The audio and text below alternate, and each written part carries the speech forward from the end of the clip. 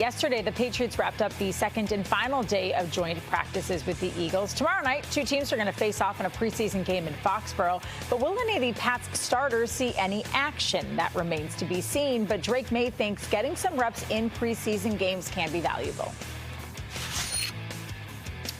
No, I think you take it back to looking at my Eagles preseason game, my rookie year.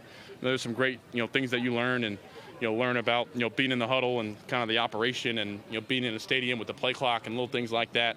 And obviously coming in my third year, I got, a lot of that, kind of understand what it's like. And, really I'm just, here with the guys and trying to get better. And whatever they think, with the preseason, I'm here to play and ready to go out. And whatever they think, I'm kind of, here for them and here for this team. All right, Cerrone is still here with us. Michael Hurley joins us now. Michael, should the Patriots play their starters on Saturday against the Eagles? No. None of them? Not a single one?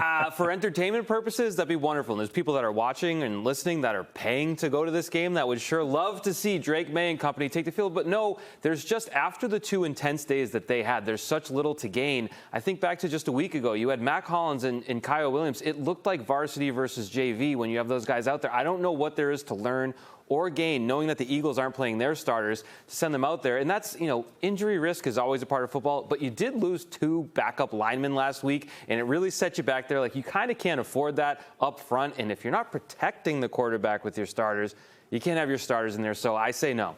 Cerrone, isn't there an argument to be made that football, especially on the offensive side of the ball, is so much about, timing and really feeling that pressure, and that's something that you can't really replicate even in joint practices? So, to me, I don't know, maybe a series would end up hurting more than helping, but I think it at least sort of gets you in that game mode.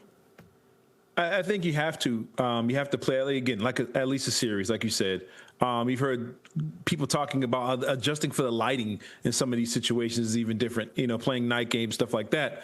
But that rhythm and timing with the new pieces you have on offense, you have A.J. Brown, you have Romeo Doubs out there, and just trying to get some kind of rhythm, some timing with those guys, I think would be important.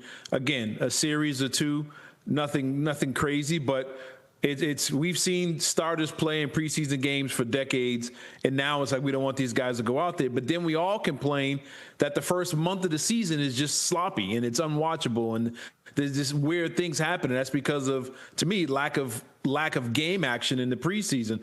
And this team opens up against the defending champs. I don't want them to go out there and look sloppy and try and figure things out week 1.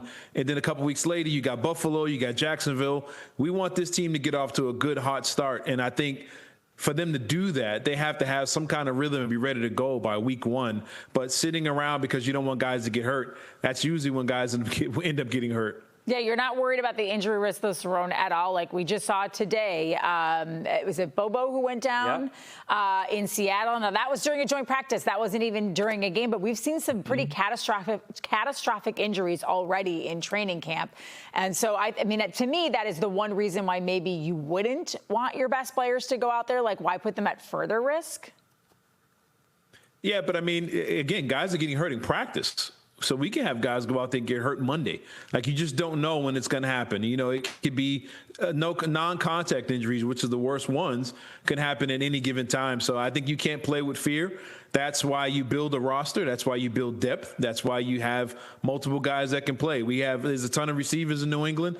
Should we keep this guy, let that guy go? If you're afraid of injuries, keep them all. That way you have some kind of depth. But I think you have to give these guys some kind of game action so they're ready to go. You don't want to lose a couple games early in the season. Now you get to the playoffs and you're out on the road in Denver again in a blizzard because you took it easy in September and weren't ready to go early. You don't want to deal with that situation again. So I think you got to get some way to get some kind of game action, some kind of rhythm out of this team. All right, we'll find out tomorrow. We do know that some guys are going to have to play because you have to put a team out there. Who are you keeping an eye on tomorrow? Who's your number one? I'm watching this guy to see how he performs. Well, as stated, I don't expect many or any starters playing because the preseason is dead. So I got to look at one guy that actually matters on this team, and that's the kicker. I have to look at Andy Borregales. I know that's not the most exciting part of the game, but it is football, and he uses his foot. But he was really bad last week. He wasn't slightly off. I think that second miss, that 55-yarder that came off like a helicopter and was not, he might have missed the net on that one. It's a high-pressure job. And, again, he started a little shaky last year. He had some issues early on, and then he was really nails from, I don't know, week 4 on. So I actually kind of believe he's going to bounce back in this. But if he doesn't, you're opening up really a late camp storyline where you're talking about veterans coming in on tryouts. You're talking about who's getting cut on teams that are carrying 2 kickers right now. That is how tenuous these guys' jobs are. And it's an important part. And again, he'll be the only one out there that will actually play for 17 weeks this year. So I'm looking at him. All right. So Michael Hurley really wants to watch the kicker. Cerrone Battle, who are you keeping an eye on in this second preseason game? Without a doubt, Gabe Jacas. I mean, I think he's important. I think edge is the big question mark on this team. I think that's the position everybody's paying attention to.